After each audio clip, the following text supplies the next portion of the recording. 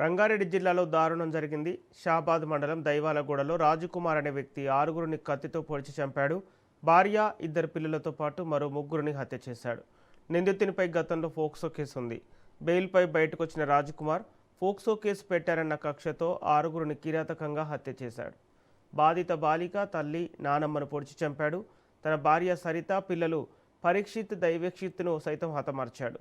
పోలీసులు కేసు నమోదు చేసి దర్యాప్తు చేస్తున్నారు. సిపి తరుణ్ జోషి, డీసీపీ యోగేష్ గౌతమ్ స్థలాన్ని పరిశీలించారు.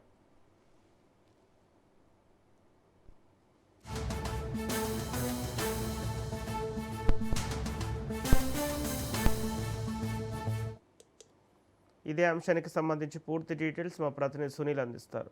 సునీల్, రంగారెడ్డి జిల్లాలో దారుణానికి సంబంధించిన అప్డేట్స్ ఏంటి?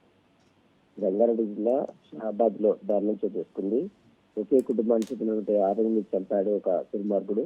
ప్రస్తుతం ఫోక్సో కేసులో ఇటీవల కాలంలో అరెస్ట్ అయి బెయిల్ మీద బయటకు వచ్చినటువంటి రాజ్కుమార్ నిన్న రాత్రి ఒక్కసారిగా తన భార్య, 2 పిల్లలతో పాటు తన కుటుంబ సభ్యులందరినీ కూడా అతి దారుణంగా చంపి అక్కడి నుంచి పరారు కావడం జరిగింది. చిట్యాల కుక్కమ్మ 65 సంవత్సరాలు, అదేవిధంగా చిట్యాల లక్ష్మి 45 సంవత్సరాలు, బాలిక మైనర్ బాలిక పార్వతి, సరిత, పిల్లలు పరీక్షిత్, అదేవిధంగా దైవీక్షిత్ మొత్తం 6 కూడా అత్యంత దారుణంగా చంపేసి అక్కడి నుంచి పరారు కావడం. అయితే ఇటీవల కాలంలో పోక్సో కేసులో తనకు సంబంధించిన కుటుంబ సభ్యులే అతనిపై కేసు నమోదు చేయడం జరిగింది. ఈ కేసులో అతను ఇటీవల కాలంలో జైలుకి వెళ్ళి బయటకు వచ్చాడు.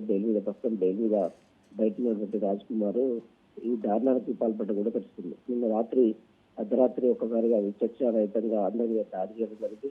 ఈ దాడిలో మొత్తం 6 మాత్రం అతి దారుణంగా చంపాడు. పిల్లలు తన సొంత కన్న బిడ్డలతో పాటు తన భార్య, తన అత్త వాళ్ళని కూడా అతి దారుణంగా చంపి అక్కడి నుంచి రాజ్కుమార్ పరారు కావడం. ఇదే కేసులో పోలీసులు కేసు నమోదు చేసుకుని నిందితుల కోసం మొదలైతే గాలింపులు చర్యలు చేపడుతున్నారు. ప్రస్తుతం నిందితుడు ఇంకా అబ్స్కాండింగ్ లో ఉన్నాడు. అతడి కోసం అయితే మనంగా 4 ప్రత్యేక బృందాలు అయితే గాలింపు చర్యలు చేపడుతున్నారు. ప్రస్తుతం కనబడుతుంది. ఇంత దారుణానికి పాల్పడినటువంటి రాజ్కుమార్ వెంటనే కఠినంగా శిక్షించాలంటే కూడా ఆరోగ్యం డిమాండ్ చేస్తున్నారు. ప్రస్తుతం 6 మృతదేహాలు కూడా షాబాద్ లో ఉన్నటువంటి హాస్పిటల్ తరలించారు. ఓకే, ఫోక్సో కేసు పెట్టారన్న నేపథ్యంలో ఈ దాడి చేసినట్టు తెలుస్తుంది. అసలు గతంలో ఫోక్సో కేసు ఎందుకు నమోదైంది?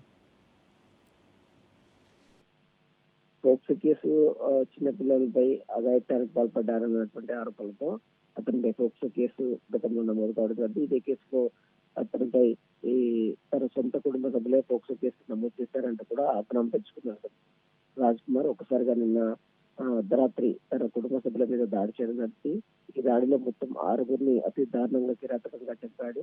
ప్రస్తుతం రాజ్కుమార్ మాత్రం అబ్స్కాండింగ్ లో ఉన్నాడు. అతని కోసం కూడా పోలీసులు గాలింపు చర్యలు చేపడుతున్న ప్రస్తుతం కనబడుతుంది. ఓకే, సునీల్, బట్ కుటుంబ సభ్యులపై ఈ కక్ష సాధింపు చర్యలకు గల కారణాలేంటి?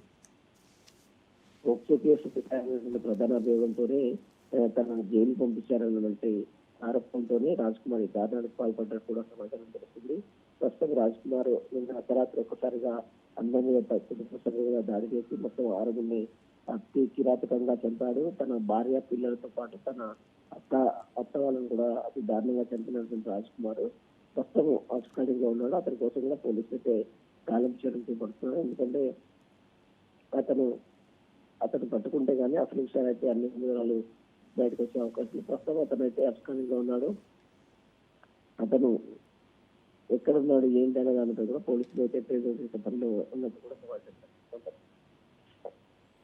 ఈ ఘటనపై రాజకుమార్ పై ఎలాంటి చర్యలు తీసుకునే అవకాశం ఉంది? ఖచ్చితంగా అతని మీద మర్డర్ కేసులతో పాటు పలు సెక్షన్ల కింద పోలీసులు కేసు నమోదు చేసుకోవడం జరిగింది. ప్రస్తుతం అతను అబ్స్కాండింగ్ లో ఉన్నాడు కాబట్టి అతను ఎక్కడికి వెళ్ళాడు ఏంటి అనేది దానిపై కూడా CCTV కెమెరాలతో పాటు లొకేషన్ ట్రేస్ అవుట్ చేసే పనిలో పోలీసులు అయితే ఉన్నారు. ప్రస్తుతం అతని కోసం అయితే పోలీసులు 4 ప్రత్యేక బృందాలుగా గాలింపు చర్యలు చేపడుతున్న కనబడుతుంది. Okay, thank you Sunil.